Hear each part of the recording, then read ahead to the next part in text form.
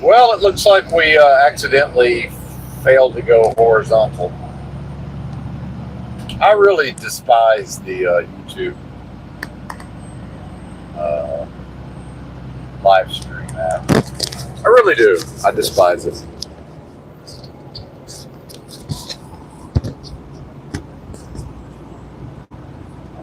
And for some reason on my phone, it's now on a little drop-down menu. So it's not even on the screen where you check the... every time you have to manually go in and tell it to do horizontal. And then even that's underneath a check menu. You have to check a little down arrow. Then you see the option for horizontal. It's just way too easy to go vertical. And as we know, everyone despises vertical. If we were into vertical, we'd all be on TikTok, I suppose. There's only a few channels where I will watch a vertical live stream. Tragic Reality is one of those. And I'm in rush hour San Antonio traffic after quite the interesting day. So, and I started a live stream earlier, and then things, of course, immediately began to happen at the receiver after a long delay. And then also simultaneously, my phone decided not to live stream. Hot-spotted onto a different phone. So anyway, I don't know at this point. The traffic's probably too heavy for me to try to do all of this again. So here we are. My apologies for the dreaded vertical live stream.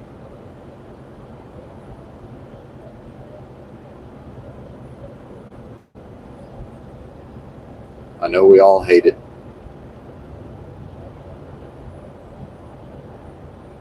So we'll see. I don't know. There's a few people. This is basically all audio. Now I don't know if it's going to be random people or if it's going to be... Because that's the one thing about the live streams, the vertical streams, is you have tons of people doing the vertical scrolling from video to video to video, which is not a thing that happens with the horizontal live stream. So is it going to be a bunch of random people? So I don't know. So a bit disheartening if I had the capability to be disheartened at this point. Thankfully, I don't. I feel like I checked. I feel like I double checked, but apparently I did not. And of course, StreamYard for $45 a month allows the being to set it to horizontal, set it and forget it. Right? You get what you pay for, I suppose. Yeah, it's been quite the day. We're now headed to Laredo, Texas, where the pickup was scheduled for 2 p.m. and it's still got about 2.5 hours to Laredo, depending on how long it takes to get out of San Antonio. I went to Google Maps, looked at the traffic, and custom selected my route out of town. But at this time of day, it's pretty much impossible to avoid traffic. And so yeah, we failed to hit the dock at the shipper. I'm sorry, the receiver. Although I got it close enough to where most people would go ahead and unload it. However, the reality is it's not entirely safe to do that. Most people will just, based on how the dock plate is supposed to line up.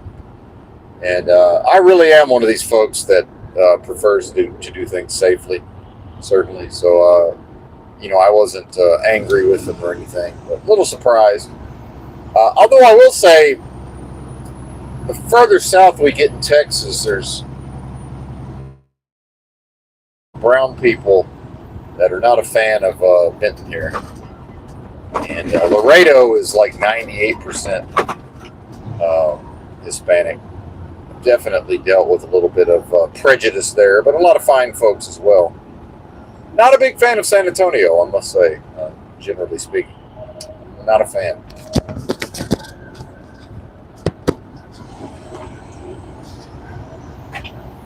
So, after trying to wiggle without enough room for my backing skills, which are not, they've just never been great. I mean, I've talked about this. I don't know that it's ever been really fully understood.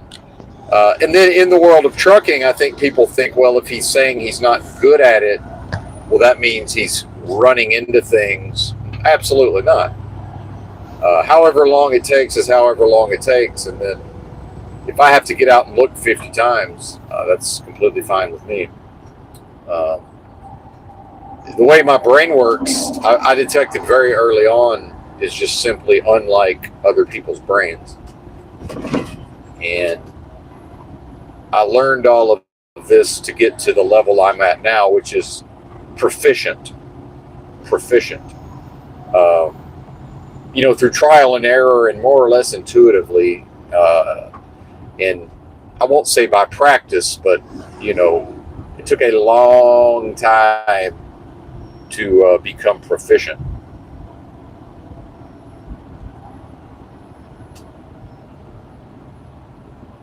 And so they had team drivers in the area. I guess they were about an hour away.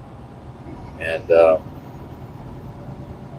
eventually they showed up around, I don't know, noon, I guess.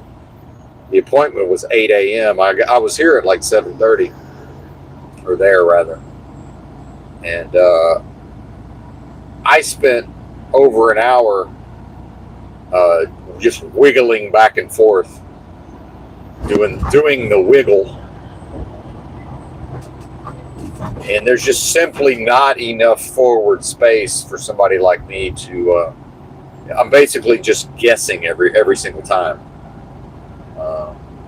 What's funny is once the guy got there, and of course, as I knew would happen, he's been driving trucks since the 80s.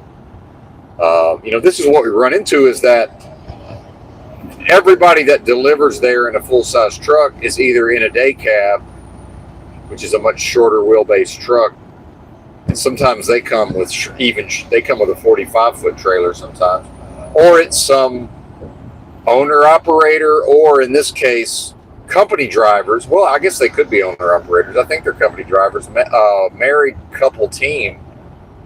And so if she can't, let's say me and her are maybe somewhere near the same backing skill, well, he's there to bail her out, right? Fair enough. And I've just observed too many people that are expert level. So the major problem for me is the expert level guy shows up and just immediately does it. Just makes it look like the easiest thing in the world. So what that leads to is, believe me, I've seen it. I know from experience. Benton is not the only one that shows up and struggles. It's that from the perspective of the people at the facility, it's easy. And I was told multiple times that it was easy, even by the owner of the company on the phone, the owner of the company that I allow to employ me as a contractor. It's kind of interesting because we have an interesting dynamic where we kind of gotten into it a couple of times, except he kind of just knows how to say, well, I don't care about that, and knows how to shut me the fuck up and move on to the next thing, which is interesting, without either one of us getting angry and making it personal. And I can tell he's been annoyed and frustrated with me both times, but again, I think I managed to maybe say this on the previous stream before it ended, was just like, this is what he signed up for in a way. I can't be the only driver that causes grief for him, and it's certainly not my intention. And then I'm happy to just take however many, if people will be patient, I'm happy to take however long it takes. However, at a certain point, the clutch starts overheating, and then we get into the possibility of damaging the equipment. And clutch replacement's $5,000. And so, it was all cooled down by the time the man-woman team showed up. He was 60. Seemed like a good fella. Seemed like a good dude. Had a Vietnam veteran hat on, so maybe he's older than 60, because I don't know. How does that work? How could he be 60 and be a Vietnam veteran? Maybe, I don't know. Maybe I read his hat wrong. That's what it looked like to me. Vietnam vet.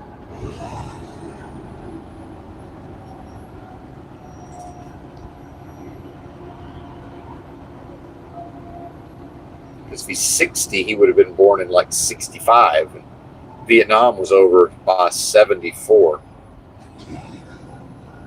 Huh. Not exactly sure.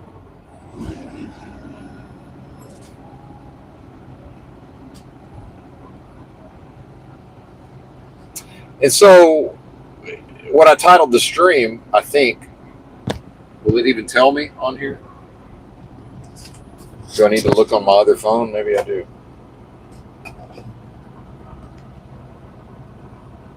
Maybe I clicked the wrong button. Maybe I failed to do this properly. Let me see where we're at. Yeah, the space beyond fear, guilt, and shame. Look at my fat face. I'm looking at the thumbnail.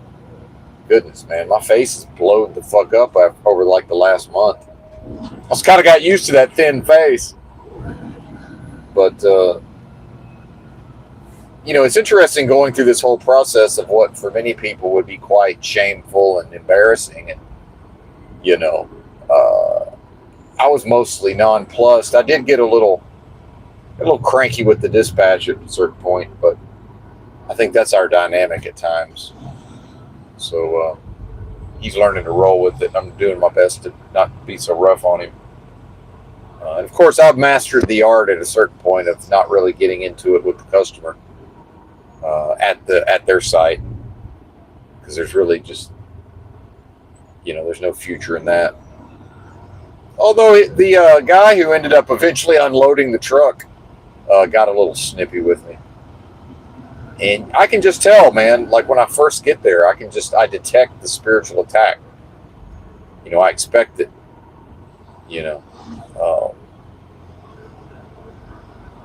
What that is, it's hard to say.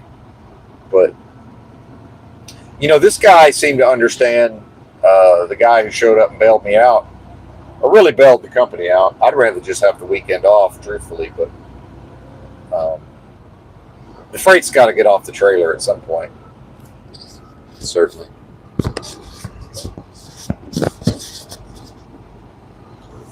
But once I saw how he did everything, I could absolutely do what he did now that I watched him do it. However, because I am a visual learner that way, but part of the skill in trucking is that a lot of these places are sort of uniquely set up, and the driver has to on the fly sort of just invent the method to get it done, and my brain struggles with that. But it's amazing. Once I saw how he did it, I don't think I would have any trouble whatsoever, because the way he did it, he didn't have to pull up into that limited forward space. Whereas left to my own devices, I was going to end up at the tractor all the way up against that curb. And once you get to that position, there's just not enough space, because then you're trying to swing the trailer around too much, and it's just not doable. Not to be perfectly squared up onto the dock anyway.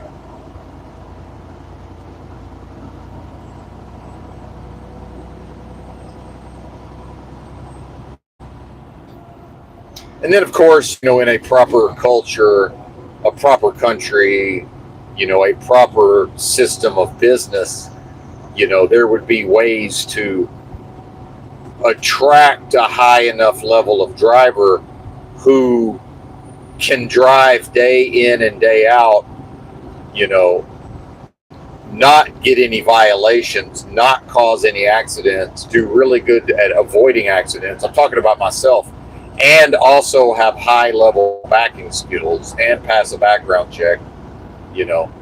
And the reality is, there are those drivers, but then, you know, it's almost like the way the industry operates, it limits these companies' access to that kind of driver. And it's not the foreigner's fault necessarily, but I would say that, you know, part of the reality is, you know, most likely with this sort of shady side of getting a CDL for some of these foreigners, I think that did sort of artificially deepen the pool of talent, you know, because the ones who are just going to end up crashing or are going to back up into the side of a building or whatever, you know, they get weeded out pretty quick. And, you know, most of what I'm sent to accomplish, even if my retarded brain can't really do it in a proper, you know, higher level way, usually my soft skills and my sort of aw shucks and, you know, my ability typically to just on some level make people understand they're dealing with a retard, you know, who, if they can't figure it out, you know, it is the undiagnosed fake autism. Like I am, you know, Benton is special. He's short bus special. It's just unfortunately probably due to the Jehovah's Witness cult that I grew up in and never joined. It made me, in conjunction with my very authoritarian, dictatorial parents who had seemingly unlimited capacities for discipline, it made me too, and in conjunction with some of my own talents, it made me too high functioning. And which I've mentioned to a person who knows a lot about autism, you know, undiagnosed fake autism. And he agreed with me when I said, the thing about super high functioning is it's sort of the same thing as super low functioning, meaning, yeah, here's Benton struggling to hit a dock and everybody's trying to tell him how easy it is. And then, so the one guy that worked there who was like worked in the office, you know, I went back there looking for the owner who treated me well. And this guy's like he thinks he can just describe to me how to do it. And then he's like, it's easy. And I said, well, perhaps I'm retarded then, right? And what I left unsaid was I tried for an hour and a half. Like, if it was easy, what exactly has gone wrong that I wasn't able to do the easy thing in an hour and a half? Right? What went wrong? So is it easy? If it's okay, I'll go with your premise. It's easy. Then Benton must be retarded. Perhaps Benton is retarded. It's short bus special, you know, like a Walmart door greeter special, except super high function. You know, could somehow pick up and deliver on time. You know, understand the hours of service, drive with hypervigilance and very skillfully and you know, safely, and almost assuredly will never cause an accident. And oh shit, my bad. I forgot to come back to the stream. I sent the dispatcher a message and then just kept talking. Totally forgot to come back to the stream, my bad. So I have no idea if y'all heard me. I'm assuming not.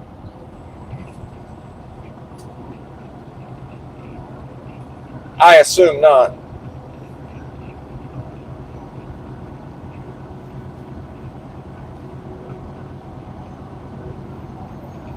So my bad on that.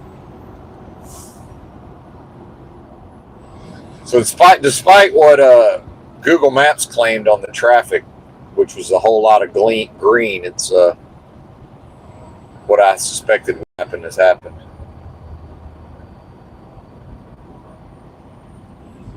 But I've exceeded the threshold of misery, which is a term from gambling. I've exceeded that long ago.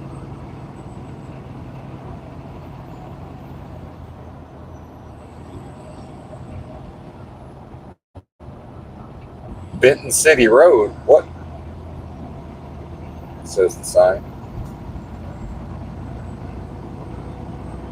And everybody out here is distracted, myself included. We can't really ever get up to speed out here because everybody out here is doing things other than driving, myself included. So it's a slow moving, even though there's really not that much traffic. Everybody's just sort of meandering.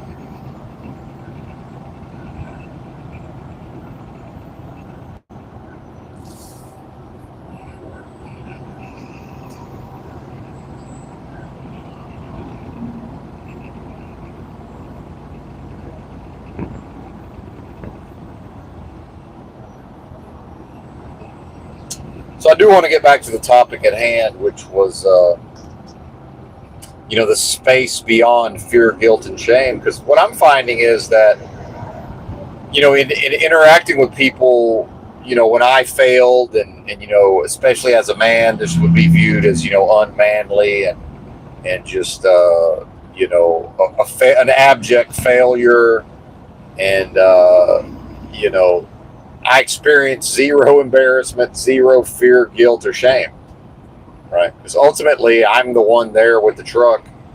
The freight's on the trailer, and you got the owner of the company, you got the dispatch, you got the brokers, you got the people at the facility. But if I can't physically get the trailer into the dock, I mean, there's really nothing to be done. Thankfully, there was some folks who were able to come do it for me. And see, that's supposed to be shameful, right? Now, here's the thing is, what about the part where there's a very high likelihood that I will go through my entire truck driving career? I can't say I'll never get a speeding ticket, but there's a very high probability without ever certainly causing an accident, and pretty high probability of never being involved in one as well.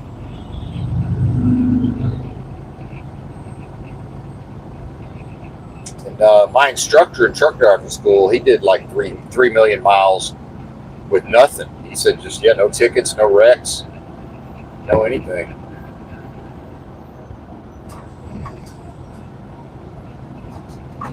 He was probably a little bit better at the backing up than I am, though.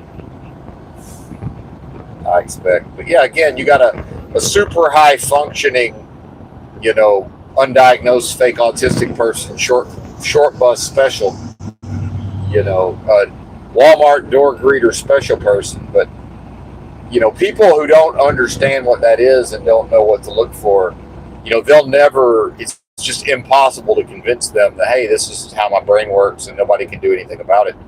And one of the major things I learned in all my years of homelessness and living in the streets with nothing is I realized that in my life I had done a lot of damage to myself. I'd really stressed myself out and drained my mental energies by focusing and concentrating and really gritting my teeth and trying really, really hard to do things that I'm simply not capable of and will never be capable of, and that's okay.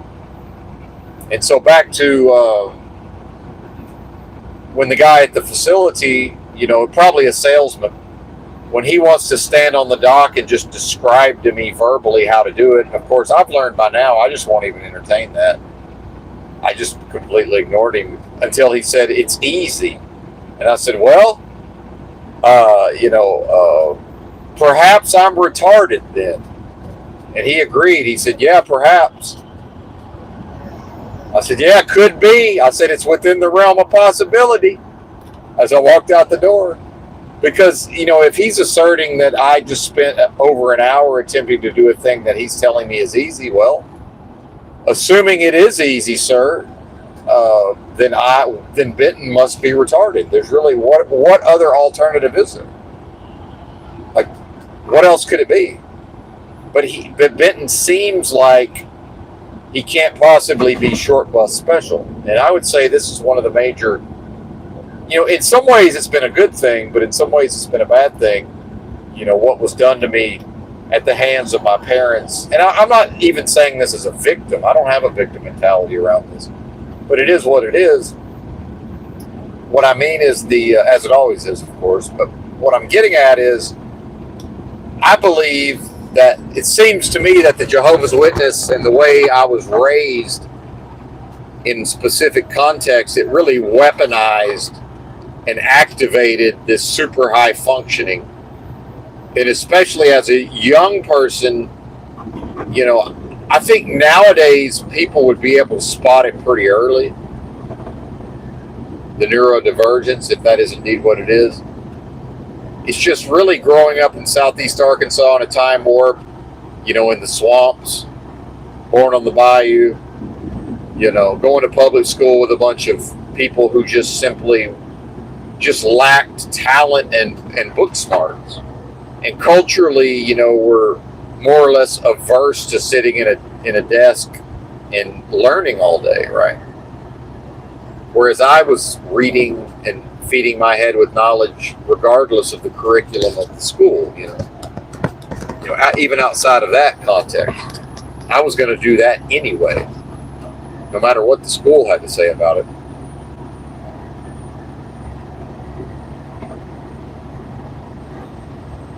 And so back then I was able to fly under the radar of all of this.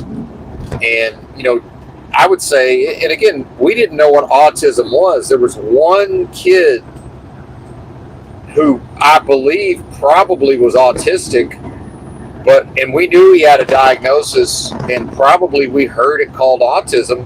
It was such an unknown term, as far as pre-internet, where I'm from, could I maybe go to the library and research autism? Yeah, in a very limited form, probably. Maybe would have had to go to the university and research it at the library. But yeah, this, the main library, maybe they would have had a book on certain types of developmental disabilities that would have maybe had a section on, maybe, this would have been like 1983 or something, 1980. Well, junior high, 1989, 1990, right? Junior high school. I went to junior high and high school. Well, I don't remember even high school. I remember in junior high, Paul, this big kid called Paul, like big as an adult. And a lot of these autistic dudes are big dudes for whatever reason, big strapping guy. And, it was obvious to everybody that he was slow and there's something wrong with it. And meanwhile, and maybe this says something about where I went to school, he went to regular school. He sat behind me in one of my classes, and he was and he probably had special education, right? They probably shipped him off somewhere for part of the day. I don't remember him, hanging out at lunch or anything, but he was in at least one of my classes at a certain point. So probably he was autistic and diagnosed. But then I'm in class as what was considered one of the smartest kids, which is just completely fucking ridiculous. Honestly, totally ridiculous.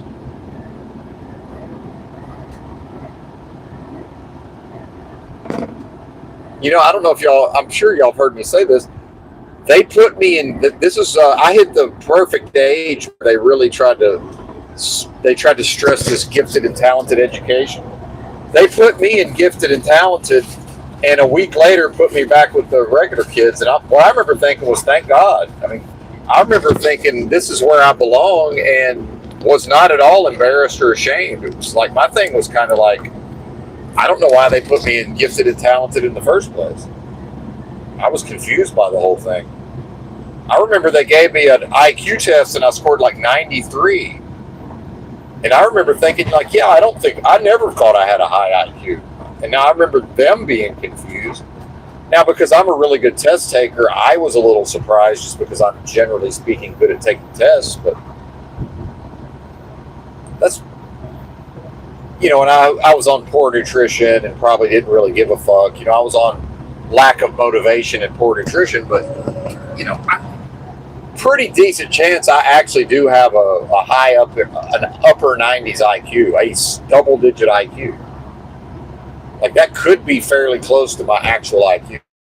Like, no bullshit.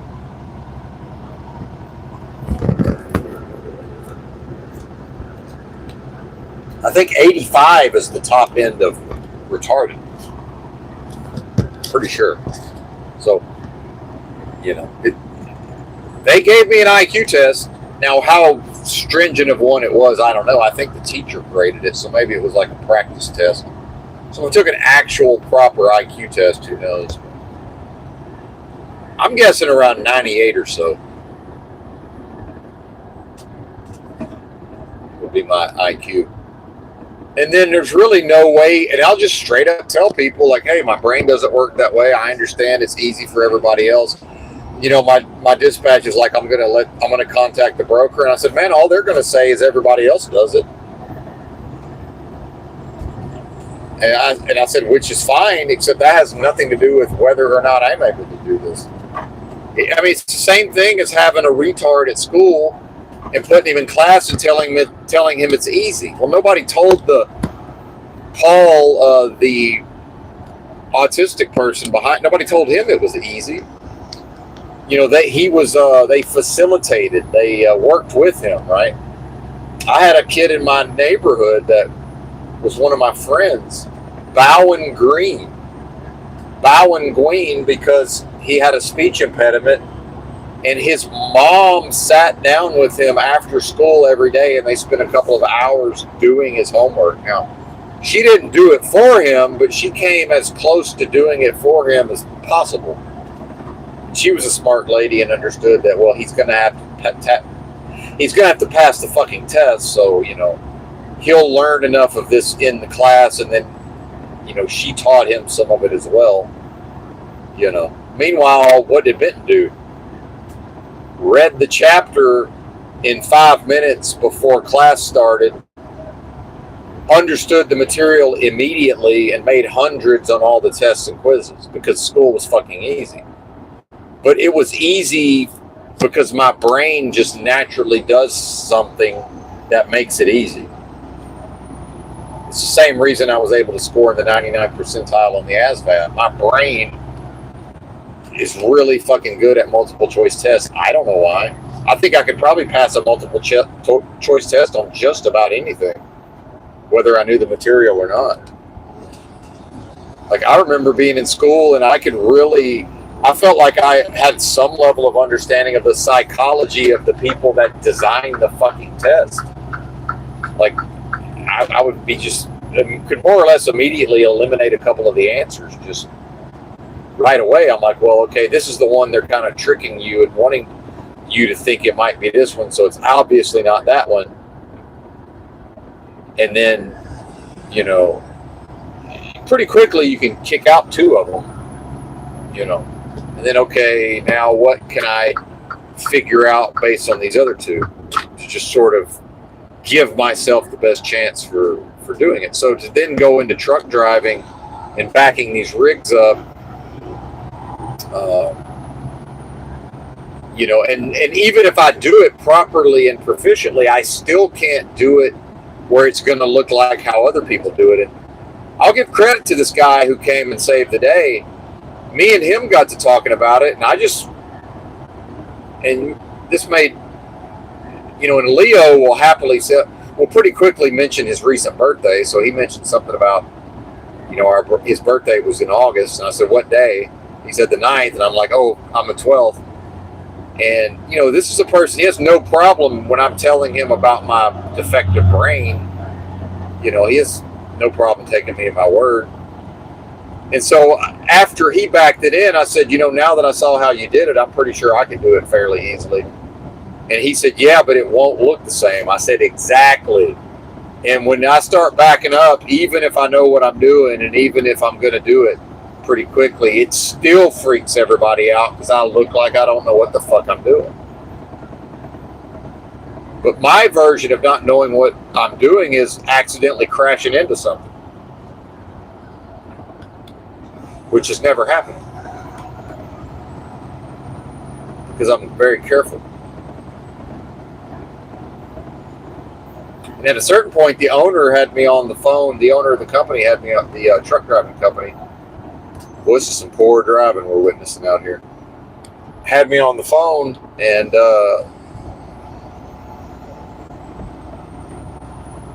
he's got me taking pictures, which I'm happy to do all of this. Again, in the space beyond fear, guilt, and shame, there's a lot of patience and tolerance, and just, hey man, whatever I can do to facilitate this, get this clown show, get this out of the ditch, get this clown show on the road, I'm happy to do it. And so I'm doing what he suggests, and sending him pictures all along the way, and just letting him call the shots, and telling me what to do, where to turn the wheel, and all of this. And at a certain point, I sent him a picture, and I said, "Yeah, I'm about to hit this dumpster." And then he's like, "Oh, you're not going to hit it." And then he's talking to me about, it's obvious that you won't hit the dumpster because here's the way the trailer's going to move and all of this. And I'm like, "Oh yeah, no, I'm not arguing with you." I'm like, "I'm just telling you, to me, it looks like it's going to hit the dumpster." Meanwhile, next thing you know, I didn't hit the dumpster, but I'm up against the physically up against the dumpster, which turned out not to be a problem. But it's like, yeah, obviously I'm looking at the thing, and it's like, yeah, the trailer's about to hit. It's going to contact that dumpster, 100%. I bet you all the money in my wallet it's about to contact that dumpster. And then, but I'm looking at it. He's looking at a picture of it, so fair enough there. But this is just impossible. See, I keep thinking I can pass, and it just, every time I hit the passing lane, everybody speeds up. And the moment I get back into the slow lane, everybody slows down. It's hilarious. I went to 68, and the car I was going to try to pass just blasted off down the road, and then got back in the slow lane, and we immediately went back to going 62. I mean, just instantaneously. Well, I give up.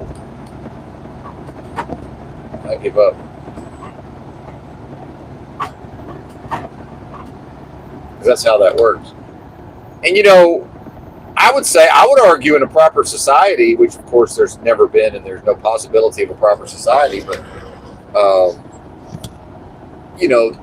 there would be mechanisms in place to facilitate somebody with just certain defects of personality, which I've talked about on here. Not a disorder, actual defects of personality, and then just things that my brain will never be able to do. Meanwhile, things my brain can do that other people's brains will never be able to do. And I tell people that sometimes. I'm basically like, look, I understand to most people this is easy, right? I understand the perception is that it's easy. However, there's a long list of things I can do fairly easily that your average person will be here for months if the person's willing to repeatedly, try to do a thing that I'm able to do. Because part of this is I just simply won't give up. I'll just keep trying. And in this case, I stopped trying because it's like, well, I could see that it wasn't going to happen, and at a certain point, the clutch of the truck is just not capable of, I can tell that the clutch is heated up enough that it's slipping. It's like, I'm not willing to be responsible for damaging this equipment. No thanks.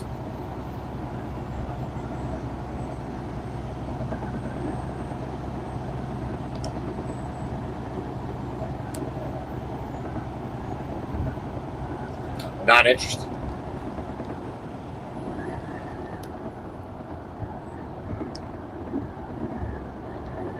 I'm trying to think of something I've done that, your average person, if you could get them to just try until they were able to do it. There's lots of things. But really a lot of it comes down to whatever I was interested in at the time, and then, in conjunction with certain talents that I just seemingly was born with. And here's the thing about being born with certain talents. In my case, and I suspect this is the way for many people, I then lack things that are so basic. And this is probably a big part of if I, again, I call it undiagnosed fake autism. And so why do you say fake? Well, autism is a collection of behaviors that are all within the normal range for humans. that have been collected and given a name on a spectrum. So that's why I call it fake, because autism isn't even really real, you know. But in my case, I have certain seemingly special abilities that, you know, nobody is going to be expected to perform on the level of, you know, let's say, and this is not the case quite so much these days, but, you know, as a school child, effectively a photographic memory, especially for the written words on a page, like damn near a photographic memory. So that's I'll memorize the chapter in the 5 minutes before class starts, and now I'll make 100 on all the tests and quizzes. It's because I have the textbook in my head. In my brain, when I look at the text, my brain like takes a snapshot of the whole page, and then somehow my brain knows where all the relevant information is, and it immediately just ignores everything that I don't need to know. So everything I don't need to pay attention to learn the material, my brain automatically, without effort, completely disregards it. Again, as I've aged, it's become less strong of an effect, but, you know, I don't know that can be taught, right? And I think I read so fast, I think people thought, oh, you know, speed reading. Well, no, speed reading is like a skill that people develop. Like, I love to read and read a lot, so just that will make people better at reading. But, you know, a lot of this is I wasn't actually reading all of the words. I'm only reading the important words, and I guess my brain's filling in everything else. You know, I think I've talked about this because I couldn't make heads or tails out of what the teacher was saying. And this was back in the fear, guilt, and shame days. I experienced a lot of fear, guilt, and shame as a school child in elementary school because I went to the school library every morning and checked out a fiction book. And I had it read by the end of school every day. And that's because I couldn't understand what the fuck the teacher was talking about. I don't learn that way. So I just sat there and read a book kind of hidden under my desk. That's what I did all day long in class. And then, you know, later on in elementary school, and then later on, you know, probably did more socializing and, you know, writing notes, girls writing notes to me or whatever. Passing notes, trying to cut up with my friends, you know.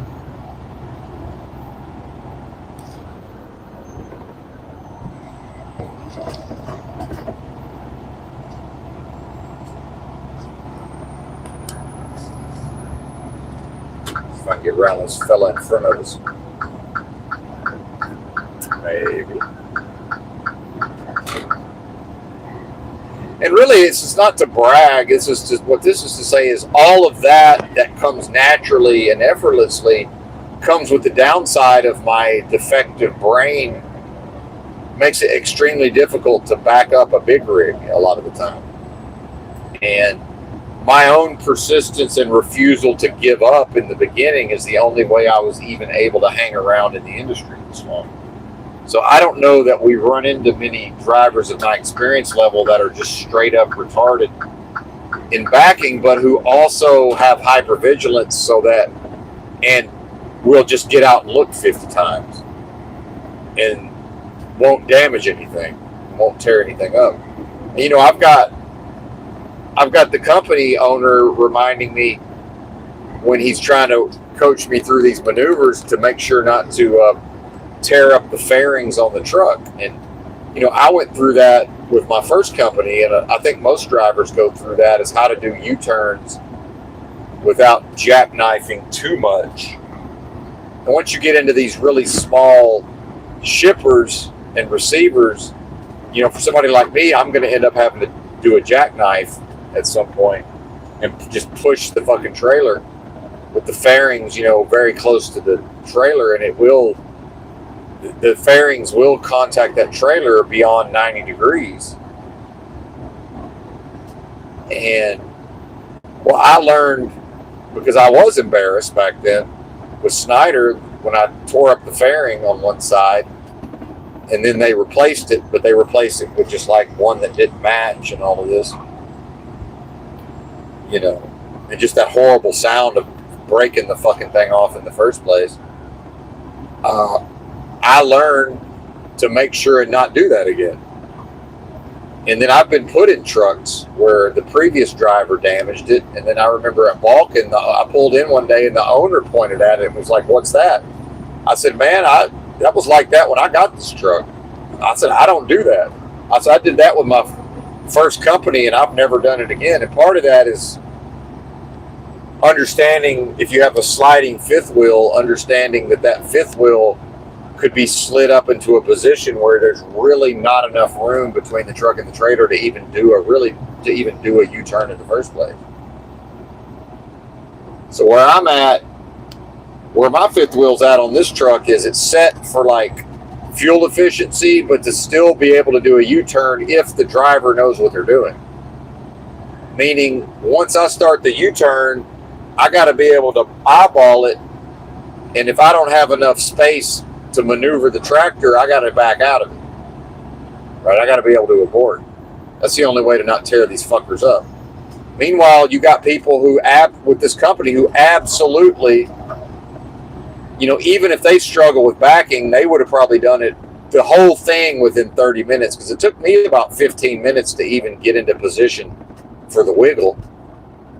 It took me about 10 to 15, and half of that was they wanted to stand there and guide me, so I took my sweet ass time, because the people there wanted to guide me in. But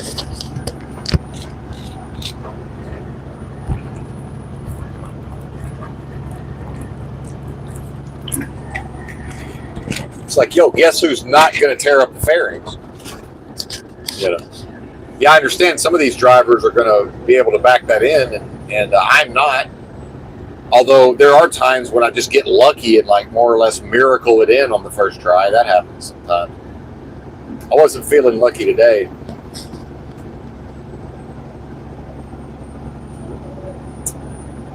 It's all right. Yeah, make sure to put your tandems all the way back. Yeah, if there had been room for that, it would have made it easier, Jake. Yeah, absolutely. It actually, it can actually be easier to back in with the tandems all the way to the rear. However, there's absolutely not enough space. Maybe this guy who'd been driving trucks since the 80s, maybe he'd be able to do it. Maybe.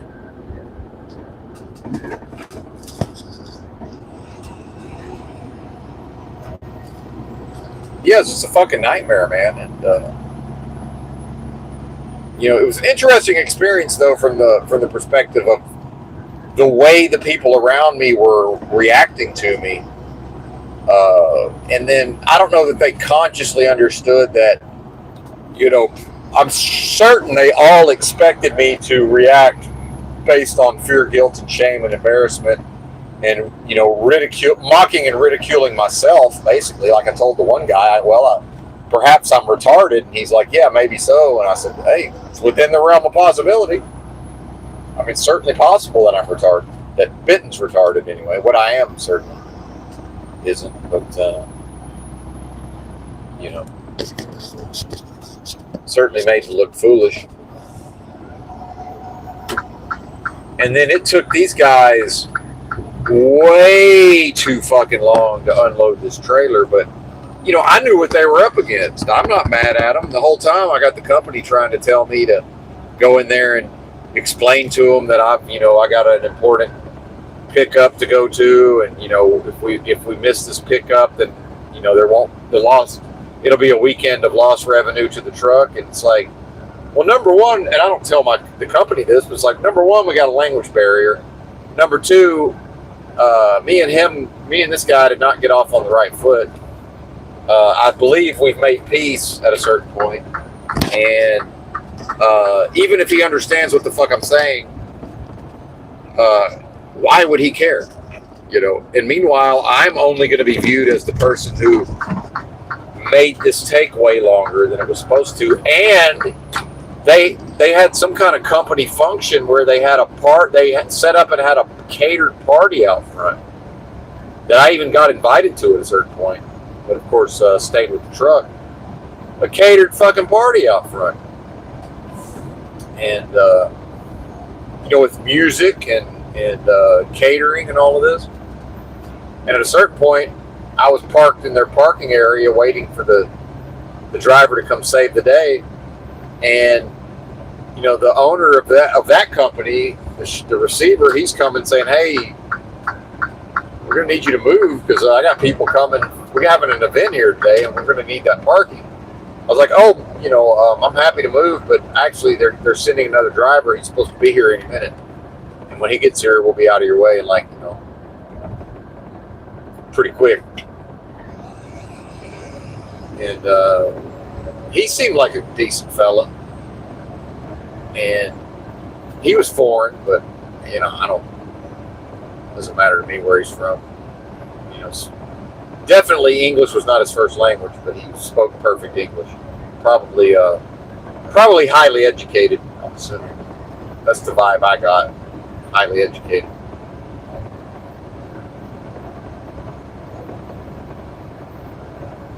Which is funny because I could probably engage him in some decent level of intellectual conversation, based on something he knows a lot about. I could probably,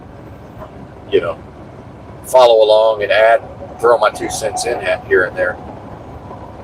But this is what I mean by the retardation and the neurodivergence.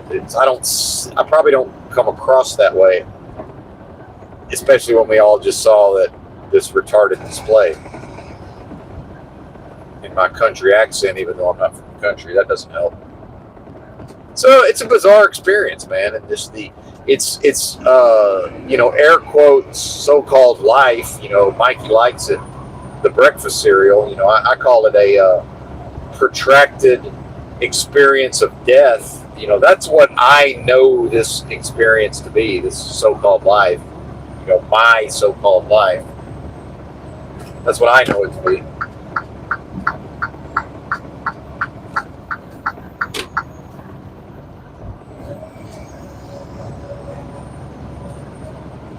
And, I've noticed it with other people also. Like, I'm certainly not the only one. So as much as I do talk about the philosophy of solipsism, I mean that's really only in certain contexts that it may have some validity, but I'm not willing to dismiss it out of hand. But I've certainly seen other people that I suspect are, closer than most to understanding, to grasping true knowledge of self. Hey, here's Border Patrol, it looks like. I think. Is that Border Patrol? No, it's county cops. And county Mounties. I've definitely seen other people where it seems to me like they're being spiritually attacked, and I now just equate that with they're probably a little bit closer to where Benton is within the experience spiritually, than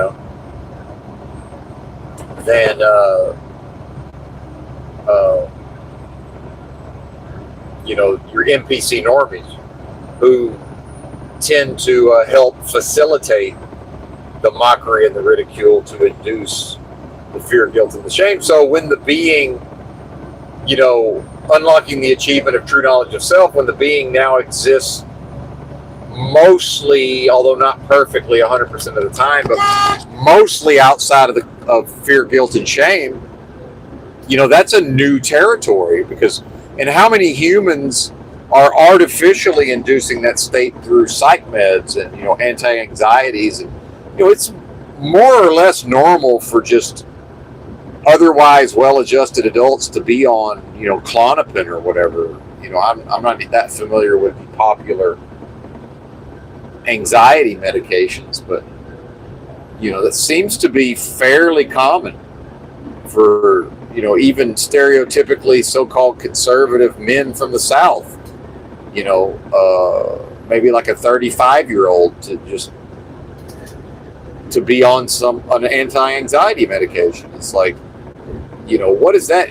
Is that an acknowledgement of an idea of a chemical imbalance? I don't think that's what that is. I think it's an acknowledgement of just society operates, within a collapsed state via individuals being put into a fear space, you know, guilt and shame, right? Because being fairly desensitized to embarrassment at a young age through, all of the activities associated with Jehovah's Witnesses, the guilt. I know I had a lot of guilt as a child for, maybe something was expected of me and it really just probably wasn't doable. And then I would always put a lot of pressure on myself and there could be some shame involved with that, but certainly just the, repressing guilt around, either choosing not to perform or, being unwilling to do certain things, but then lying or doing everything to sort of pull the wool over my parents' eyes, who,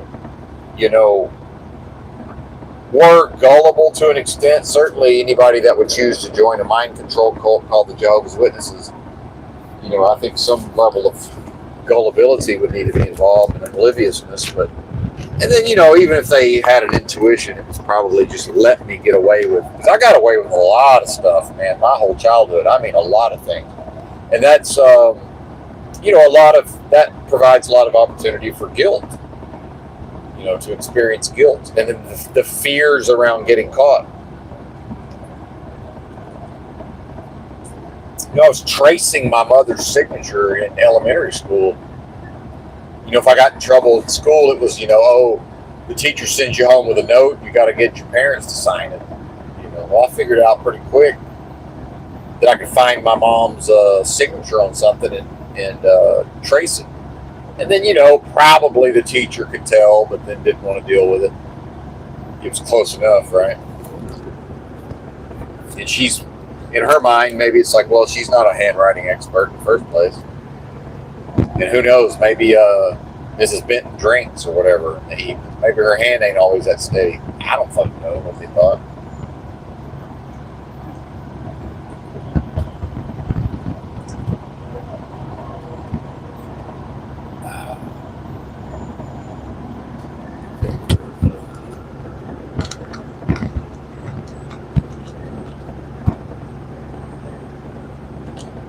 And then, what's even the necessity of all of this in the first place?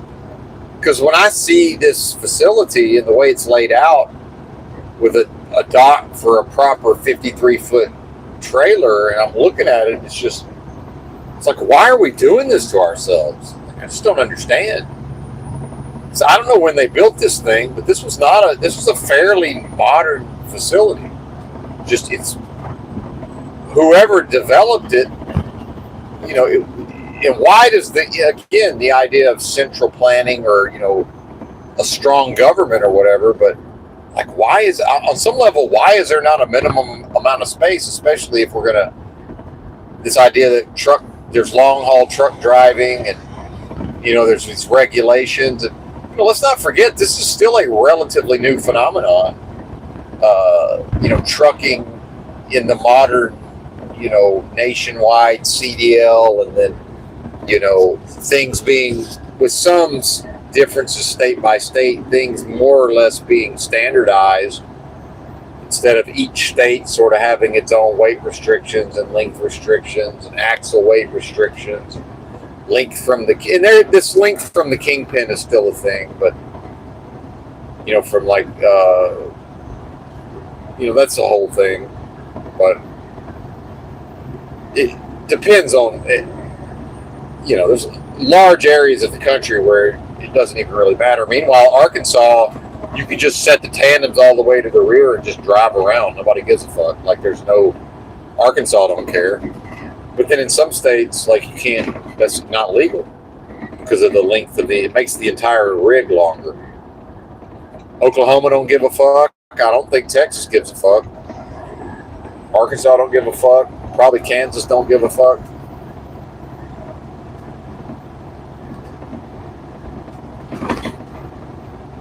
So-called bridge laws with the axle weights and then the length of the rig and all this.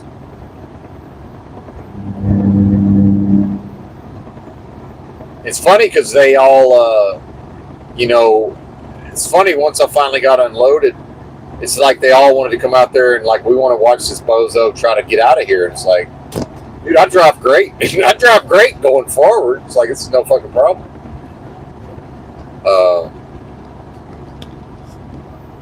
And I don't know, I did something recently. I don't remember what it was, but some other driver was kind of helping spot me, or something was going on. And I remember him saying, yeah, but are you going to be able to get out of here? I said, oh, it's a piece of cake. I said, absolutely. There's nothing to this. Going forward is fucking easy. Because, you know, some people struggle with the tight maneuvering. It's like, no problem. I pulled up to a place in New Jersey one time and parked on the street. And then this guy pulled up and just assumed I wasn't going to be able to drive onto the property. I'm like, what are you talking about? Watch me. This is easy. Because I know how to do proper wide turns and everything. I'm an expert at that, more or less.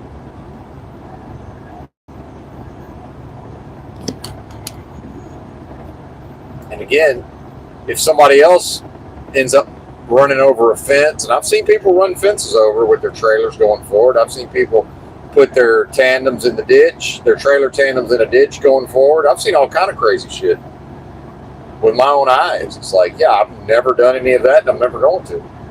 Yeah, every once in a while we end up running over a curb or something. My instructor used to call it, in CDL school, call it sidewalk surfing. So we'd forget to watch our trailer, and you hear him say, hey, we're going sidewalk surfing, and you look in the mirror and your fucking trailer's halfway up on the sidewalk. It's like, oh my God.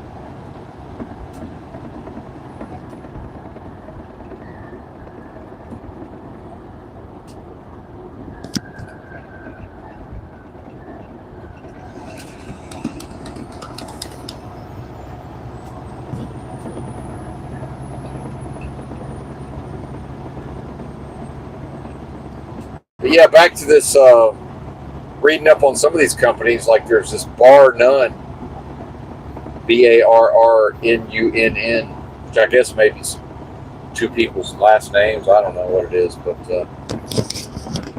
let's see how much battery we got. Yeah, we're holding up. And this guy said, you know, he said they told him that 50% of their drivers make $100,000. And so he was talking about, you know, the pay and everything, and they were a certified top carrier for pay, which apparently is a JD Power and Associates ranking or whatever. It's like a prestigious thing, and you know, it's limited to certain, you know, provable characteristics. And he was talking about, you know, they claim that the driver averages 2,500 miles a week, and he said in his experience it was like 1,800 to 2,500, and it wasn't. He said they don't pay you for layover until you've been laid over for 34 hours, which is that's a restart of your 70 clock. But he said it wasn't unusual to wait, you know, between like 14 and 27 hours between loads. Fuck, I would love that. Live in a truck and average 1,800 to 2,500 miles a week. I would love that. You know, I think, you know, I did, recently I was looking on how many miles. I drove like 3,400 miles in a week. It's like, I don't want to drive 3,400 in a week. I don't even really want to drive 3,000, but good Lord. I'm able to do it. I'm able to do the 3,400. Probably not every week, but you know what? And again, in a proper country, in a proper society, in a proper, you know, non-harmful, you know, economy that was worker-centric, you know, why do I need to be working this much? Well, it's the economics. Economically, these companies and these industries, you know, they're bound and determined to squeeze every little bit out of me that they can. And, you know, it's not a vendetta, and I don't do it on purpose, but part of this whole fiasco with the backing in today is like, you know, with the spiritual development and the understanding what I am, and, you know, it's only when improperly identified can I even experience fear, guilt, and shame. But and in the context of business, certainly there's no reason to be guilty, to feel guilt or shame or fear, right? I mean, it's business. They hired me, right? You know, this ain't the first time I've struggled backing in somewhere. It'll probably happen again. If I was them, I'd be a little more careful where they try to send me.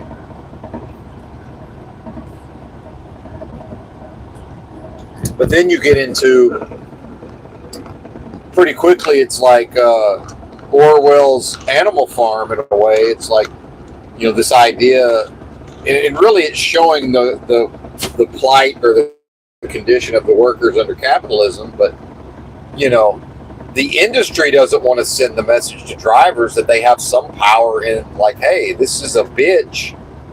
And if you want a driver at my skill level who's, as long as I'm properly rested, leave me the fuck alone, and I'm on a good day, I can probably do this within 20 or 30 minutes. But then, so what about the people who can drive in there every single time and do it within 5 minutes expertly? Well, why don't they get a bonus? Why don't they get more money? Isn't that a benefit to the company? Isn't that a benefit to the industry? Isn't that a benefit to efficiency and keeping things moving? But what's the system going to do? It's going to gaslight. It's going to use mockery and ridicule. It's going to try to make it my problem. Well, what I am can't internalize mockery and ridicule around what? That part of my brain is missing. And that when I hit the wall of fatigue about 7 days ago and I'm still there, and part of my ability to even be a truck driver long haul is that I know how to operate in a state of fatigue and not have accidents and not endanger the motoring public. And as long as I don't have to, if they think I'm going to drive all night tonight, it's like, well, I can do that, but y'all are going to fuck me up to where I'm going to have to start taking naps because I'm not going to be safe to drive some of the time. Yeah, I can be exhausted and fatigued. Meanwhile, I don't identify with the mind state. Basically, tired is a state of mind. I refuse to identify as tired, but in order to do my job and in order to manage all of this, I must understand when I'm fatigued. So I hit the wall of fatigue about 7 days ago, and my experience with fatigue is that when the being believes that they've hit that wall, what that wall represents is that's where the being is at about 75% of their faculties are gone, right? So you still got another 25% in the tank. And then, of course, when I get rest, then, that will sort of move back and forth. But once that wall is breached, in my experience, now that wall's got to be rebuilt, and the only thing that rebuilds that wall is rest. And yeah, do I get great sleep, even if it's only 4.5 to 6 hours? Absolutely. Does that in any way rebuild that wall? Absolutely not. We're talking like, this is, I'd say probably 4 days of rest, or eventually what'll happen is, if I'm able to stick to a consistent schedule, and don't have to get ran too ragged, it'll sort of just rebuild itself eventually. But I remember I got to a zone with Snyder. It was the first time I ever stayed out on the road without taking home time. I stayed out for 14 weeks, which is fairly fucking crazy for a rookie to do that. And then I took a whole week off. And what I found bizarre is that for like the first 3 days, I could tell my body was still in this mode of it just assumed we were still truck driving. So like I didn't feel tired. I felt fine. But I got tired on like the 4th day. And then I got real tired. And my body realized, oh, wait a minute. We're not truck driving. We have time to rest. And so, I think what happened was I wasn't as tapped into the fatigue signals. And parts of the system is like, why would it even bother to send you the fatigue signals if you're not going to rest? So it's like I was feeling like shit today when I was waiting around because my body was sending me to go lay down and rest signal. Not sleep, just go lay down. And so as soon as it was time to pull away and start driving, I started feeling fine again. Because now my body knows, well, there's no point in sending him the fatigue signals because we're not going to be resting anyway. And so that was a learning experience. I'm like, wow, it's like, so if anybody's ever heard me say this, sometimes if I get a proper like 8 hours sleep, it actually kind of fucks me up. Because I think it's like it's too much rest. I think it sends my body the wrong idea. Oh, well, maybe we're not going to be driving a truck for a couple of days. I do better on like 4.5 to 6 hours because then it doesn't trigger that, whatever that zone is. And I've found out lately, some of this is probably my age also.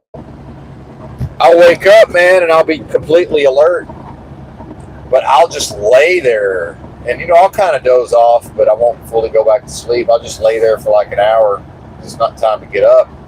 And, man, my body, I can feel my body goes into like this just crazy deep rest. Like, where it's not REM sleep. It's not what my brain already got the rest it needed. It's my body. And, I'm convinced a lot of that has to do with this, with my physiology. I wake up in the morning now based on this true knowledge of self. When I wake up, I'm not getting all the stress hormones the moment I wake up like I used to. It's almost like having a panic attack every morning when you wake up. And I know I'm not the only one that's gone through this. And I've never suffered with panic attacks. Although I've had a couple, but that was extenuating circumstances. And I knew I was having a panic attack, which is kind of a whole thing in and of itself. It's like, okay, this is what a panic attack is. And so one thing I've realized is that I basically had a fucking panic attack more often than not every single morning I would wake up. Now, with some exceptions, if I was, living a bohemian lifestyle, at a hippie hot springs in Oregon and getting baked to the gills every day and, didn't have to wake up at any particular time. Yeah, I probably wasn't, although I still might, but I probably, some of the time wasn't waking up to a panic attack every morning. And then, when I was normieing it the fuck up with ex-wife number one, if it was just a normal work day and I was actually had a job that I didn't, scare the fuck out of me on some level because I didn't really know what I was doing. I've had those jobs where I really wasn't competent to be doing whatever they hired me to do in the first place. Wasn't really capable. There's that super high functioning again. But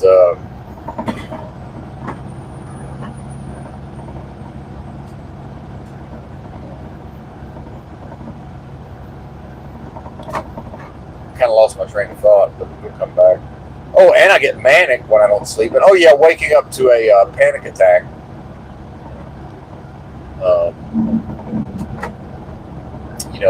I think that's fairly normal for a lot of folks. And do they even recognize that as a panic attack? I don't know. And then outside of the context of, anti-anxiety medication, a lot of folks are on that stuff, certainly, antidepressants, but what in the world, And I had back when I was NPC Normie bit, with ex-wife number one, I remember like every night struggling to go to sleep. And I mean every night because I had the racing thoughts. And meditation completely got rid of that for me. And, only very rarely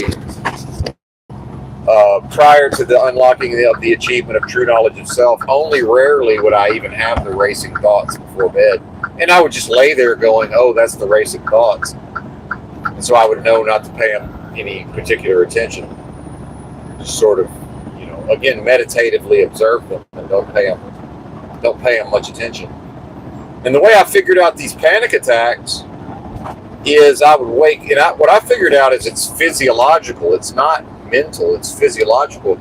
So what happens is the physiology and the hormones and the stress triggers a certain physiological state. And in response to the physiological state, the brain generates a bunch of thoughts that seem like they would be panic-inducing. And here's how you know they're not panic-inducing. It's because it would feel very important and panic-inducing, except 2 hours later, when I got back to baseline, I would think about those thoughts. I would consider those thoughts.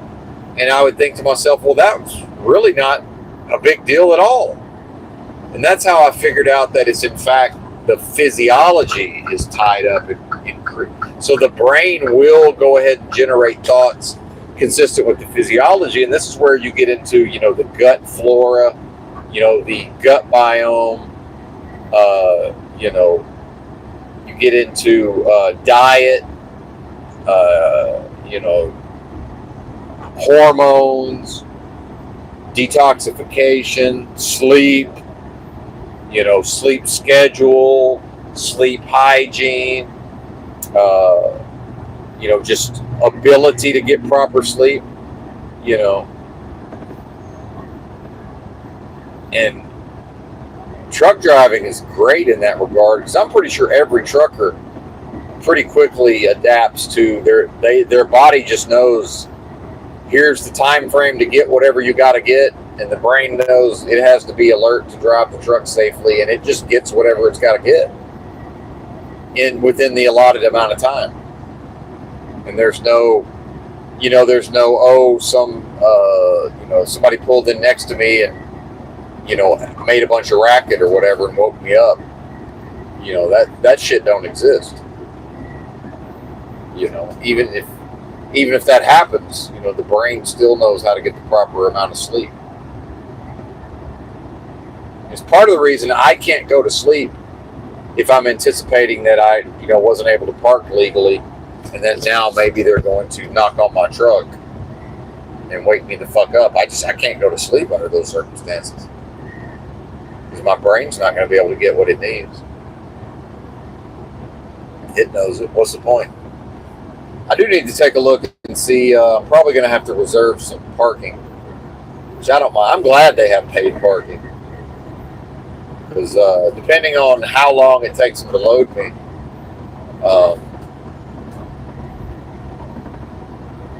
basically, unless the company just straight up tells me that I need to drive tonight, I'm probably not driving tonight once they load me. Let's see how many they got. Yeah, we still got plenty available.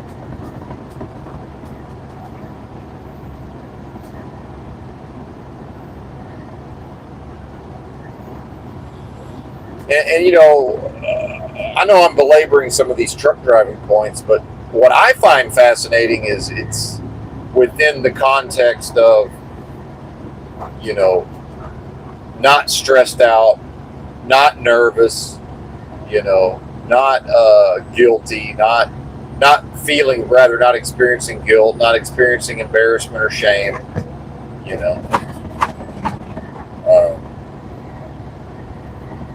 and so as much as this guy, the salesman type of guy, wants to stand there and explain it to me and tell me it's easy, well, part of my brain, wants to say to him, well, I'm assuming you're a salesman, you're in sales, and, what if could I just take anybody off the street, give them your job, and then if they struggle, just tell them how to do sales, and then just say it's easy? Or can we agree that that's a skill, right? Or can I just, if I owned a company, can I more or less just hire anybody with an engaging personality, and if they struggle, can I just tell them how to do sales in 5 minutes and then say it's easy? When I know at a human level they've been struggling, and even if they're not discouraged, And especially the fact most people just quit. I mean, can we face that reality? Most people just fucking quit. You know, I've chosen to quit at certain times, but generally speaking, I'm gonna, as long as it's reasonable that I might actually be able to complete the task, I just simply won't quit. And, that's a skill I believe me, that does not come naturally to me. That's something I very much developed, and I believe anybody can develop it. There's certain disciplines and certain aspects to the human experience that to me is common sense to develop. So, what if I got into a conversation with the owner of the company on site there, and he's intellectual enough maybe to get into a conversation with him? It's like, well, people call things common sense, and if I can't do what other people say is easy or common sense, all I hear is they think I'm retarded or I'm stupid. Meanwhile, it took me a while, but I've taught myself to move into a space beyond fear, guilt, and shame, to where I'm existing in a space where a lot of people only access that space through taking psych meds. So I most likely could teach that to people if, they were willing to really apply themselves over time, right? But, we live in a society, in a world of death and games of lies, that simply can never acknowledge my accomplishments in that regard. The fact that I know what to do to help coach the individual into how to move into a space beyond fear, guilt, and shame. Now, they ultimately will be the one that achieves that, as I've achieved it, because it's up to them to know themselves well enough to manage themselves. They have, at a certain point, they are the ones inside of themselves having that internal experience. Benton will only ever have that experience from Benton's perspective. But my own abilities to observe them, to empathetically put myself in their shoes while having experience doing the thing that they probably could do. So if what I assert is the case, is that I would say a good 30% of everybody is capable of learning to move into a space beyond fear, guilt, and shame, and to recognize gaslighting as it's happening, and to recognize mockery and ridicule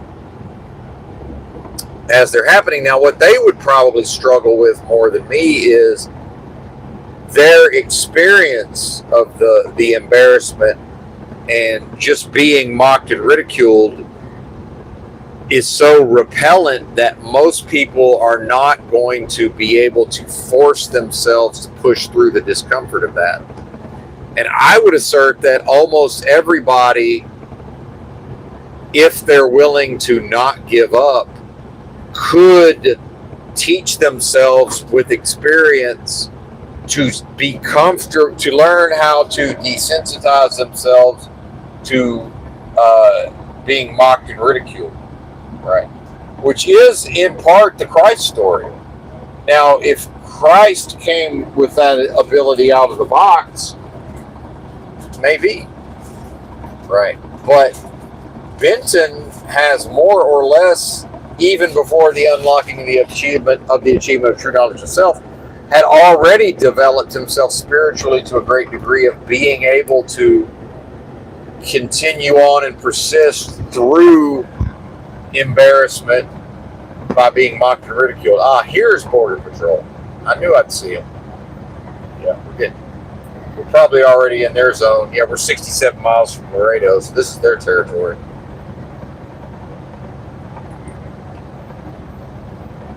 Something I've known, in part from being a truck driver, is you can talk about ICE all you want, when it comes to immigration and actual enforcement, it's still Border Patrol's show, regardless.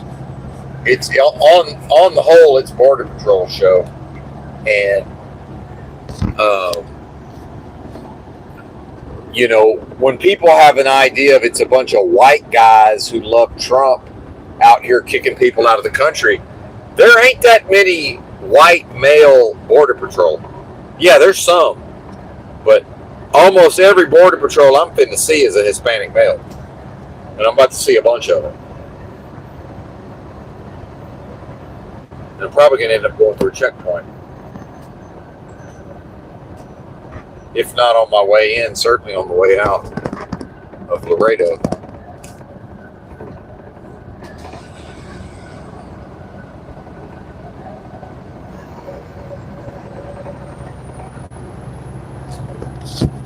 And yeah, there's some white guys here and there. Oh, bad wreck. Real bad. Damn.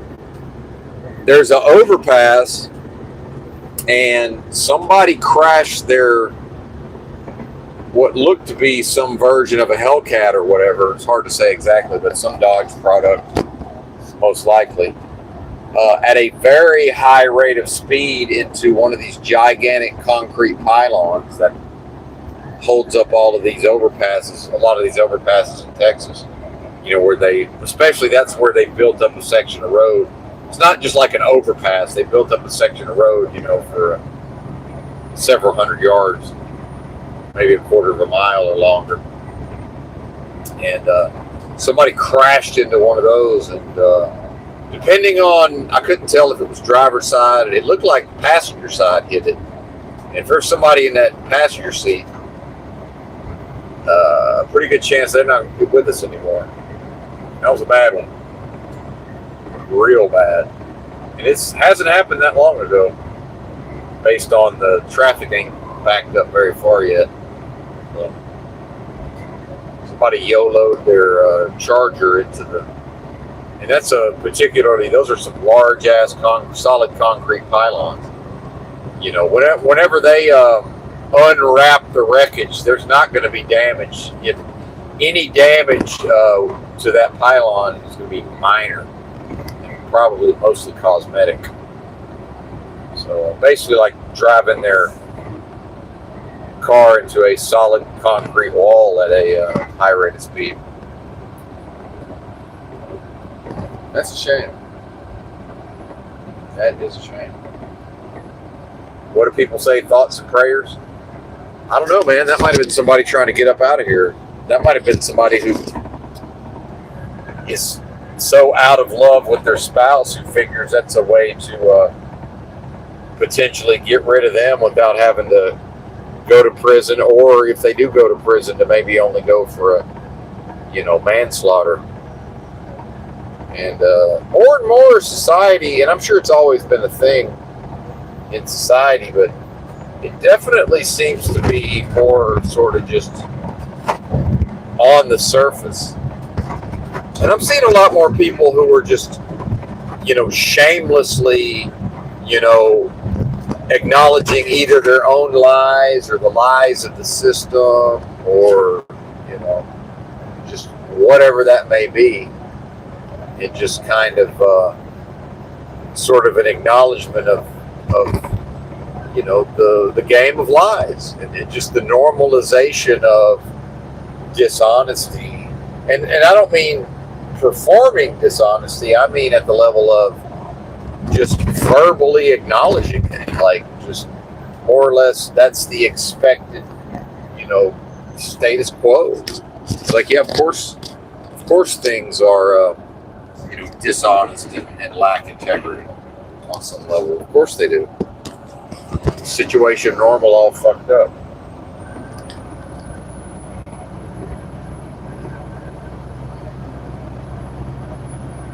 And if other people are noticing it, I don't really hear anybody talking about it. Some of these clip channels, and you know how much of that again is based on the Soma, you know, Aldous Huxley, Brave New World, and Soma, and you know, all of these psych meds. You know, at a certain point, people who may have some Machiavellian, certain, charming aspects of their personality, and maybe some understanding of Machiavellian traits or Machiavellian, maneuvering, in conjunction with those meds, and then, in what seems to be a post-shame era, meaning, in ways, some people seem to be getting ahead, just sort of shamelessly getting away with whatever they can get away with. Ain't no shame in their game.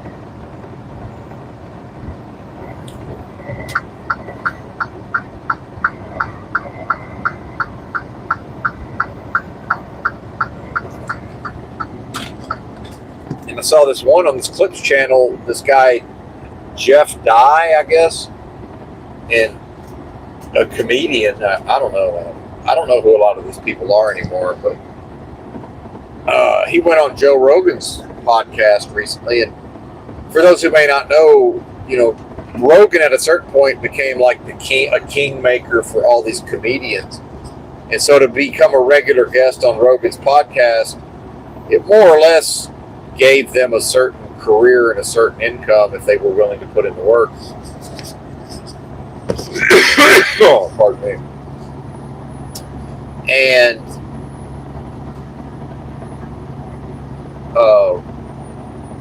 this Jeff Dye fella, went on Rogan's podcast and probably kissed up a little bit. But then he did his own podcast where I guess he just talked solo and just really was kissing up to Joe Rogan, which is fine. Whoever said that just brown nosing was off the table, I never understood that. People say, oh, he's a brown noser or whatever, and it's like, or this idea that everybody hates a brown noser. It's like, well, except maybe the person that's having their ass kissed. I don't know. Why would people do it if it's not effective? It has to have some level of effectiveness. And this idea that it's just out of bounds to curry favor. It's like, well, what? I don't know. I never signed off on that. Like, what are you talking about? And he was quite shamelessly and you could tell that he knew that's what he was doing, and he was more or less acknowledging it without shame. And, Rogan probably is the type of guy who, might share my views on ass kissing. It's like, yeah, man, I could probably respond favorably to somebody kissing up. I've certainly done it at times and continued at times, although it's usually not in my own service or benefit. It's usually in the service or benefit of some ridiculous undertaking. And whether it's schmoozing somebody at the shippers and receivers, or just whatever that is, or even sort of schmoozing the people at the truck stop to get them to agree not to tow my trailer when I drop my trailer to go to Walmart or whatever. If I'm viewed as a kiss ass, well, why do I care? I'm trying to get my way here, people. Why am I concerned with that? It's like, oh, it's unseemly. It's a post-shame era as far as I can tell, so I don't see the downside, personally. And then, this Clips channel is sort of, everybody in the comments is kind of, thinking this guy's not going to be successful in his brown nosing efforts. But, my thing is that, and they keep calling it the Rogan sphere. The Rogan sphere. Well, Rogan has already indicated that he don't like this idea of a Rogan sphere, and sometimes he won't even acknowledge that it's a thing. Well, he knows he's not dumb. He knows it's a thing. Rogan ain't dumb, and he doesn't have to acknowledge it. He probably thinks it's ridiculous. I'm sure that's the case. I would find it ridiculous personally if I was involved in something like that. But if Jeff Dye really wanted to kiss up, I think he would figure out, oh, I need to approach, instead of talking about the Rogan sphere, he probably needs to shut the fuck up about it and,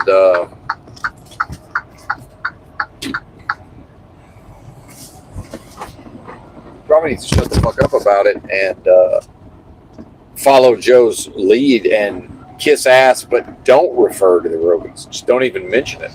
And when other people bring it up, act like he doesn't know what they're talking about. Because that's what Rogan kind of tries to do. Is first he tries to act like he doesn't know what the fuck they're talking about.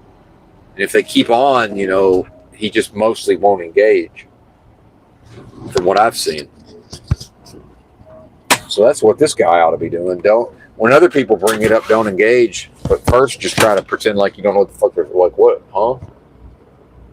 Act like you don't know what the fuck they're talking about. Oh man! Pulled into the rest area to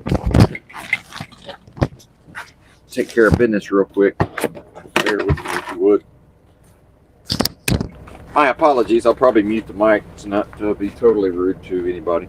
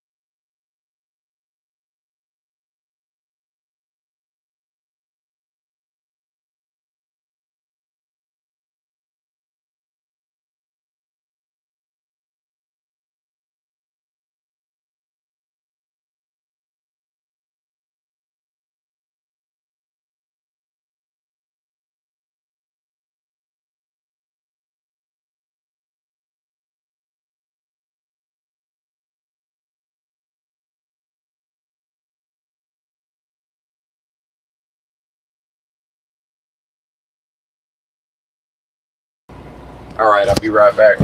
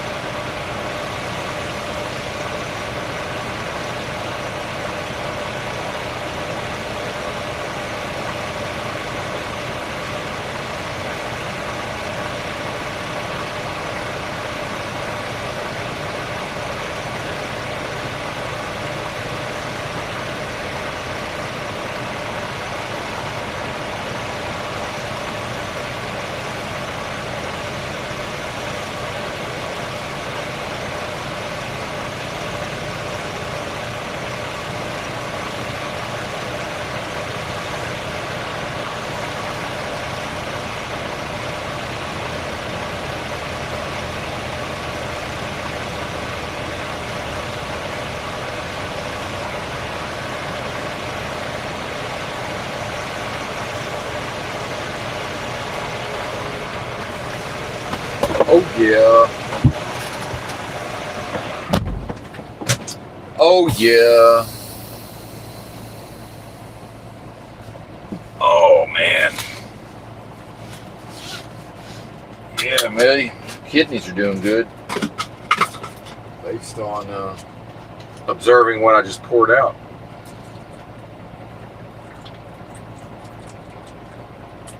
I'm spending like $10 a day on this Mountain Valley spring water. How about that? What y'all think of that? Partner. Oh, shit, forgot to set the brakes. Well, luckily we didn't roll away.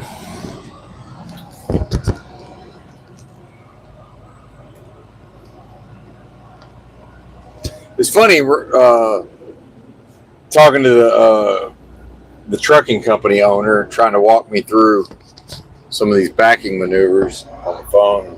He made a couple of smart ass comments, but I'm just about unoffendable. So I don't give a fuck. It's kind of funny though, thinking back to it. He said something about remember to set your brake. And I'm just thinking, yeah, fair enough. If he's having to tell me every little step of the process, he probably ought to tell me to set my brake if I'm going to get out. If I'm going to get out and look, and take a picture. I can't be offended when he tells me that.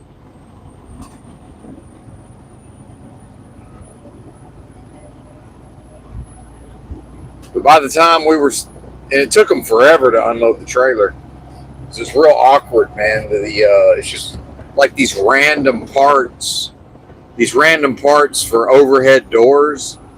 I guess I've hauled a couple of loads of parts that go to companies that install and repair overhead doors. It's a big business, I guess, and for whatever reason, a lot of that stuff seems to come out of Oklahoma. But it's just like awkward. Like half the stuff they end up just like laying on the floor of the trailer, and some of it's on pallets.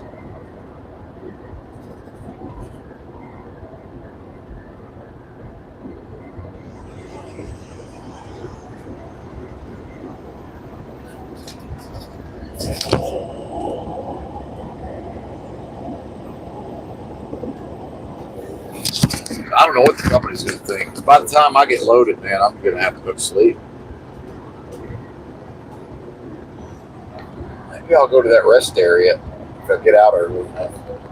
There's pretty decent rest areas. I should be able to find a spot there.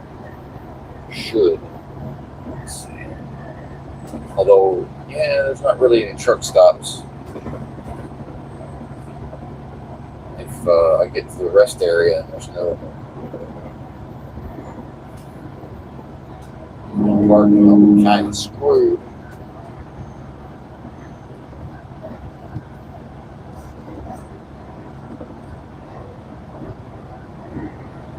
I'm gonna have to get fuel at some point.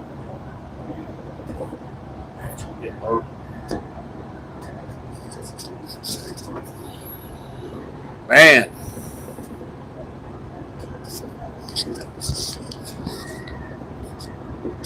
I definitely think I need to stop eating so much.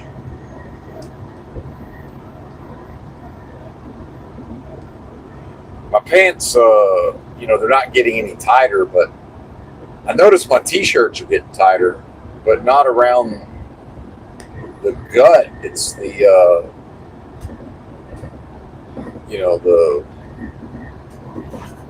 like the solar plexus area and the chest, I guess. But I'm definitely putting on some muscle, but I'm putting on some fat too. But since I used to hit the weights so hard, that the muscle memory is a thing, so the body will just naturally put on a little bit of muscle mass. I need to weigh myself. I might be up to $150.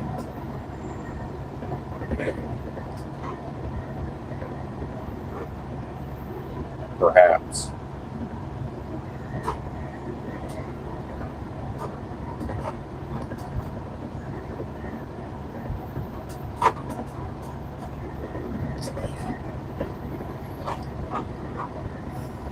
Might have to cut out one of the 3 egg. I've been doing 4 egg yolk drinks. I might cut back to 3. I hate to do that though. I'm already looking forward to the final one of the evening.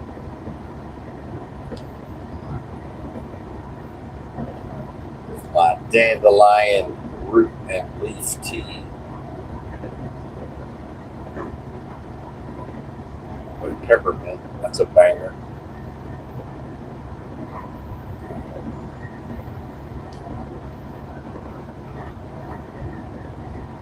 Oh, and if I manage to get loaded, and some of this might be my the mental fog of the fatigue, I don't really see how I have the hours to do all of this.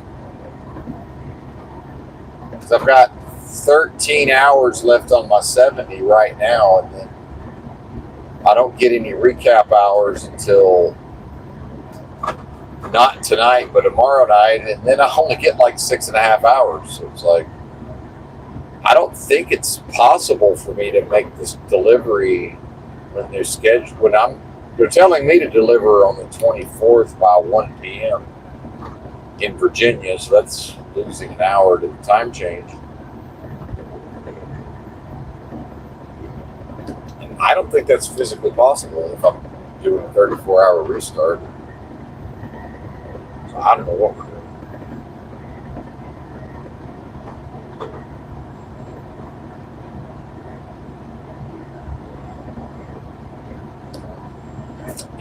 No idea.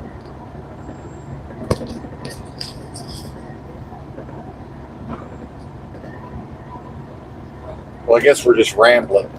I don't know if any of this has been content, but we're certainly well into content territory at this point.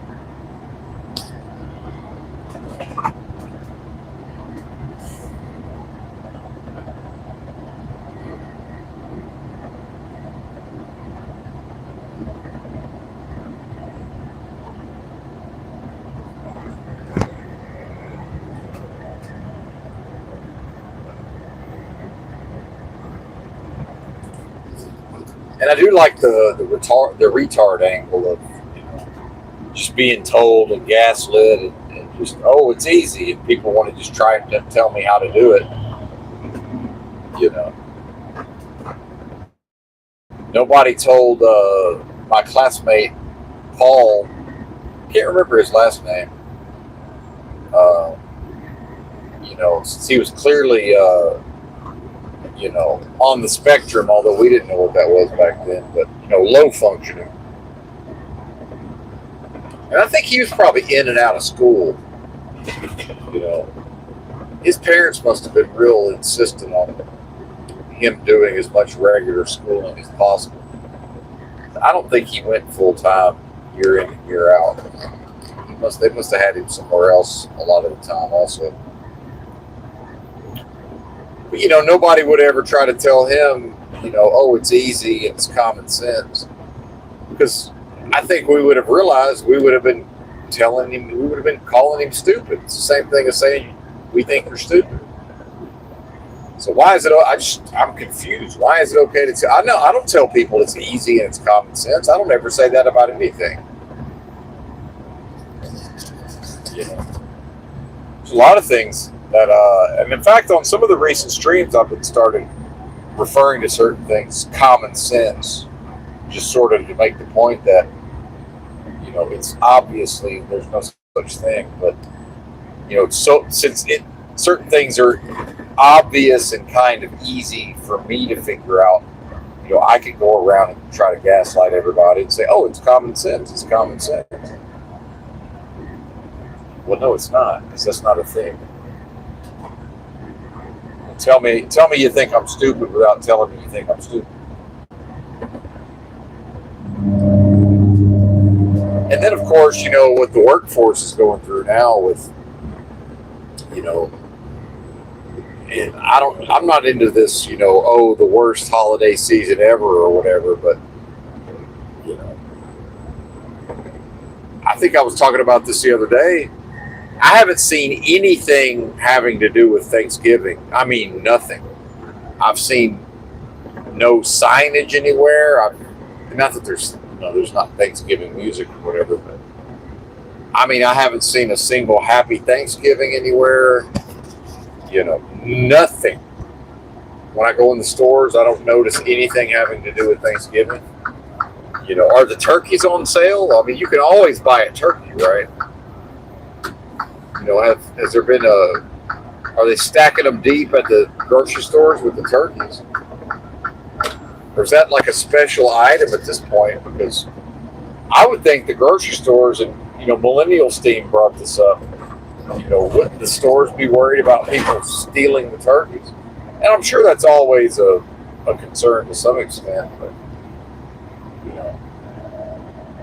Apparently he worked at Kroger for years, and he was saying, in his experience, they had already put the turkeys out, you know,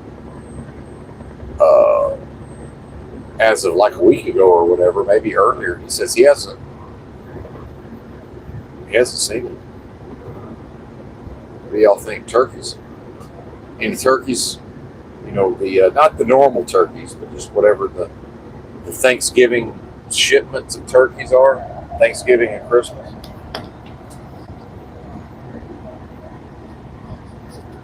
I haven't heard anything about, you know, churches having a Thanksgiving feed or, you know, some kind of community meal for the homeless.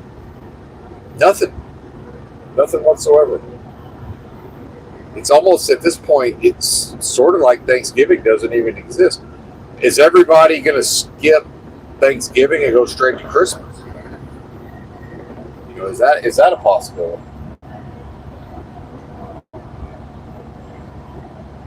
Did that happen?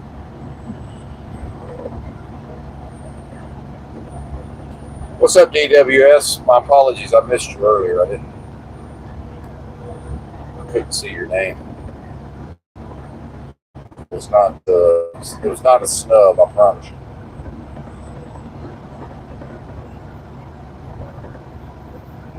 Rest assured, as they say.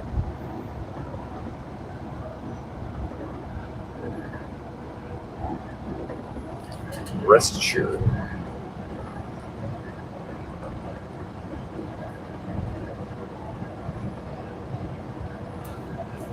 And yeah, I tried to mention this earlier, and I think I brushed past it too quickly, but you know, I've been to Laredo down on the border as a truck driver, but not that regularly or often. And I'm starting to think that there's going to be more of this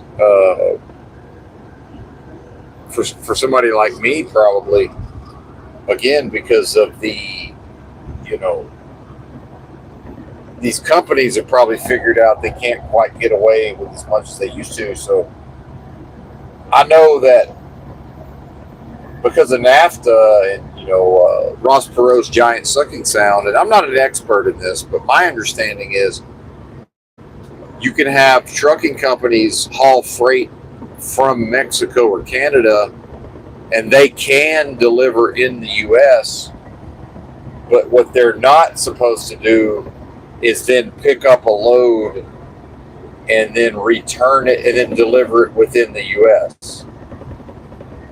So, and maybe there's circumstances where so do they then have to, are they dependent on hauling a load? Maybe they can haul a U.S. load back to the port that's going to go to Mexico, maybe. I don't know. I don't know how that works. Because Laredo's, you know, it's the port of Laredo. In fact, it's the busiest port for truck traffic in North America. Is Laredo. The busiest, you know, for commercial trucks.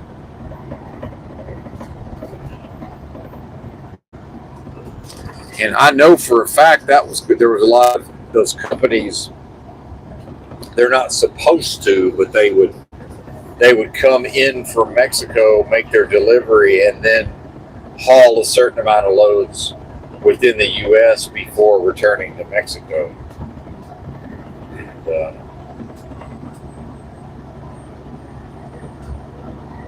I'm thinking that, you know, there's probably, and just, you know, if they're really going to get rid of some of these, you know, moldy CDLs, I guess would be the best way to put it. There's probably just less drivers available to haul freight out of Laredo, I'm guessing. I don't know.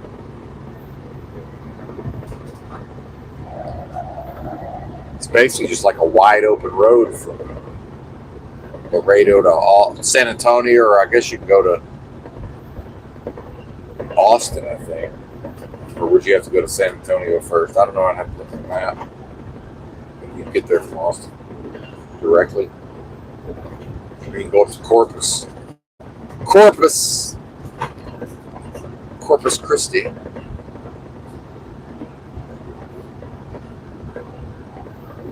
I spent some weeks in Corpus Christi sleeping in my car one time. Actually, technically out in Portland, which is a smaller area near Corpus. The only thing I didn't like about Corpus is very windy. Very windy.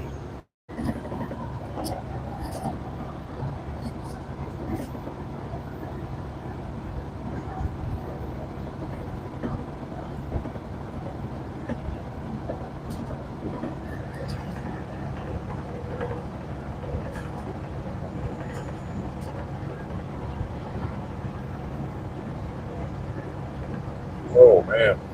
Check on the parking situation.